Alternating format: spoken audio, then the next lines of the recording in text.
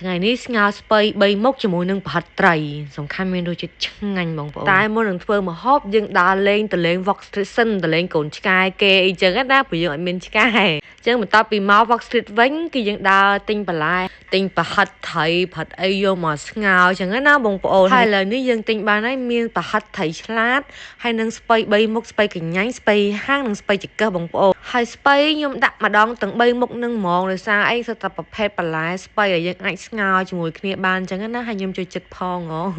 ហើយនេះវិញគឺជា style របស់មនុស្សខ្ជិលបងប្អូនខ្ញុំខ្ជិលលាងចានអញ្ចឹងតែខ្ញុំដាក់ក្នុងថង់ហ្នឹងដាក់ទឹកថៃដាក់អាមេរិកមកខ្ញុំច្របល់ក្នុងថង់ហ្នឹងតែហ្មងតាដោយសារប្រហិតត្រីហ្នឹងពេលដាក់ក្នុងចានវាស្អិតជាប់បាក់លាងអញ្ចឹងណាហើយស្ងោរហ្នឹងខ្ញុំមានបងខ្ញីដែរបងប្អូនខ្ញីហ្នឹងអត់មានតែងទេគឺមាននៅក្នុងទូទឹកកកស្រាប់មកអញ្ចឹងបន្ទាប់ពីទឹកពុះហើយខ្ញុំធ្វើការពាក់សំដៃហើយនឹងប៉ាត់ខ្លាញ់នឹងដៃបន្តិចដើម្បីកុំឲ្យប្រហិតត្រីហ្នឹងវានៅជាប់សំដៃអញ្ចឹងណាបងប្អូនវាងាយស្រួលយើងបែកហត់ជាប់ប្រទេសបតាអីចឹងទេតែមកខ្ញុំធ្វើការបងអំបិលគ្រួសខ្ញុំអត់ចោលទេអំបិលគ្រួសហ្នឹង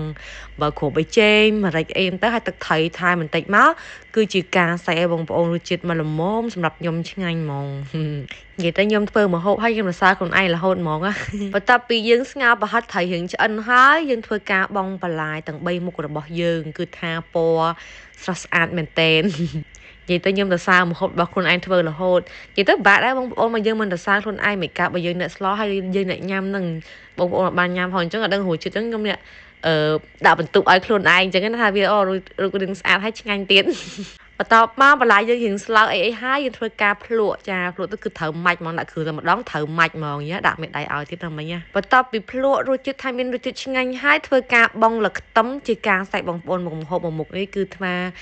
ឆ្អិនរួចរាល់ជាការសាច់ហើយធ្វើទឹកត្រីថែមមកកូនចានទៀតទុកយើងស្រូបទៅលើសឡរបស់យើងអញ្ចឹងណាបងប្អូនចាហើយឥឡូវធ្វើការដួសដាក់ចានជាការសាច់ហើយអញ្ចឹងបងប្អូនទាំងអស់គ្នាញ៉ាំអាហារពេលល្ងាចអូយពេលល្ងាចដូចលក្ខណៈយប់ហើយឥឡូវហ្នឹងទាំងអស់គ្នា